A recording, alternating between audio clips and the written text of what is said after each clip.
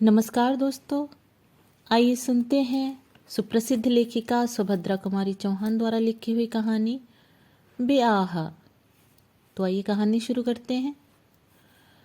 जबलपुर से आजमगढ़ ड्योढ़े दर्ज का जनाना डिब्बा और पूरे डिब्बे में अकेली मैं।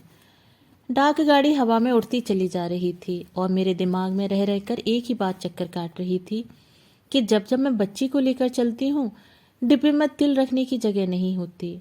और आज जब मैं बिल्कुल अकेली हूँ तो डिब्बे भर में यात्रा करने वाली एक भी स्त्री नहीं। साथ में न तो कोई पुस्तक थी और न अखबार। मुझे अकेलापन अखरने लगा। बच्ची साथ होती तो वह इस बेंच से उस बेंच, इस खिड़की से उस खिड़की, डिब्बे भर में दौड़ लगाती। उसे संभाल रखने में मैं इतनी व्यस्त रहती कि न तो पुस्तक का ही अभाव खटकता और न ही किसी सहयात्री का। जबलपुर से चलकर गाड़ी कटनी में रुकी। दूसरे डिब्बे में कई यात्री चढ़े और कई उतरे, पर इस जनाने इंटर में कोई परिवर्तन न हुआ। मैं जबलपुर से जैसे अकेली चली थी, तैसे ही कटनी से भी चली। डाक गाड़ी फिर हवा से बातें करने लगी। सतना आया, ट्रेन की गति कुछ धीमी पड़ी और मैं उठकर खिड़की के पास बैठ गई। देखा, एक छोटा सा बच्चा, लड़की या लड़का, प्लेटफॉर्म पर दौड़ा चला आ रहा है। उसके हाथों में पीतल की एक छोटी सी थाली थी। थाली में एक छोटी सी कटोरी, एक कटोरी, यह सब वह आरती उतारने की मुद्रा में पकड़े दौड़ रहा था। ट्रेन रुकी और वह बच्चा भी रुक गया, ठीक मेरे डिब्बे के सामने। तभी मैंने देखा, एक कांस्टेबल और स्टेशन के 2-3 कर्मचारी उस बच्चे के विषय में कुछ कह रहे हैं। बच्चा उन्हीं के पास खड़ा था।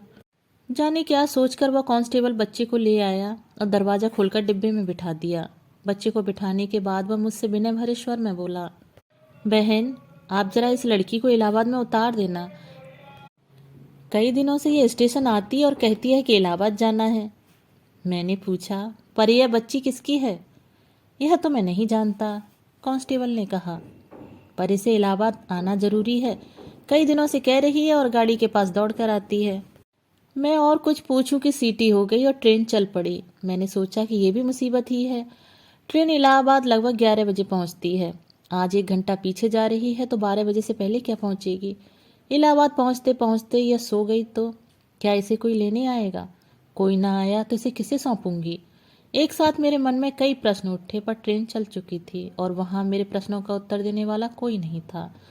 अब मैंने मुड़कर उस बच्ची की ओर देखा। वह बेंच पर न बैठकर नीचे एक कोने में सिमट कर बैठी थी। उसके सामने वही थाली, कटोरी और गिलास थे। देखने में 5-6 वर्ष से अधिक की जान न पड़ती थी। कपड़ों के नाम पर एक मटमैला सा कपड़ा उसके शरीर पर लिपटा हुआ था। सिर के बाल लड़कों की तरह कटे हुए थे। चेहरे पर विषाद की गहरी छाप थी। उसे देखकर ऐसा लगता था कि इस छोटी सी आयु में उसने बहुत दुख देख लिए हैं। मेरी बच्ची और इस बच्ची में कितना अंतर है। यह गड़ी हुई मूर्ति की तरह शांत और स्थिर बैठी थी। डाक गाड़ी उसी पूर्ण वेग के साथ दौड़ रही थी, पर वह बालिका एक तपस्वी की तरह शांत और मौन बैठी थी। मैंने उसके पास जाकर उसका नाम पूछा। उसने मेरी तरफ देखे बिना ही जवाब दिया, राम प्यारी। तुम कहाँ जा रही हो? इलाहाबाद। इलाहाबाद में किसके पास जाओगी? मैंने पूछा, और इस बार उसने सिर उठाकर उत्तर दिया, अपने बियाहा के पास जाए थे। कितने आश्वासन और विश्वास के साथ उसने कहा, बियाहा के पास? तो इसकी शादी भी हो चुकी है? मैंने पूछा। तुम्हारे माँ बाप कहाँ हैं? मरे गए, उसी विकार रहित स्वर में उसने कहा। मरे हुए कितने दिन हुए हैं और तुम्हारा कोई नहीं है? 1.5 दिन अस्पताल में रहने के बाद वहीं मर गए। हमारा बियाह इलाहाबाद माँ है। और यह थाली, कटोरी, गिलास कहाँ से लेकर आई हो? अपने घर से लेकर आई हूँ, बियाह के घर लेकर जा रही हूँ। मैंने सोचा, यह बच्ची जिसके माँ बाप के मरने पर इसके ब्याह ने कोई खोज खबर नहीं ली, उसी ब्याह को खोजने ये कितने विश्वास के साथ निकली है। मैंने फिर पूछा, इलाहाबाद में तुम्हारा ब्याह कहाँ रहता है? उसने फिर वही सादा सा उत्तर दिया, वहीं इलाहाबाद में। अब मैं और क्या पूछती। वह तो इलाहाबाद को भी अपने गांव सरीखा मानती है, जहां गिने चुने कुछ घर होंगे। आराम से अपने ब्याह को खोज लेगी। मैंने पूछा, इससे पहले कभी ब्याह के घर गई हो? उसने आश्चर्य मिश्रित कातरता के साथ देखते हुए कहा, चालाब हुए बिना ब्याह के घर कोई नहीं जाता। अब इससे अधिक उससे प्रश्न करना उस पर अत्याचार होता, अतः मैं चुप रह गई। गाड़ी उसी तेजी के साथ चली जा रही थी। ठंडी हवा तीर की तरह भीतर आकर शरीर को कँपाने लगी। मैंने अपनी शाल निकालकर ओढ़ ली। मैं केवल 2 दिन के लिए जा रही थी, इसलिए कपड़े भी इन्हें गिने थे। अंत में बहुत सोच विचार के मैंने तय किया कि बिछाने की चादर के बिना मेरा काम चल सकता है, और उसे निकालकर मैंने उस बच्ची को उड़ा दिया। वह बोली, कुछ नहीं, बस विस्मय के साथ मेरी ओर देखती रही। शाम बढ़ चुकी थी, कुछ भूख भी लगाई थी। मैंने खाना निकाला, कुछ उसे दिया, उसमें भी खाया।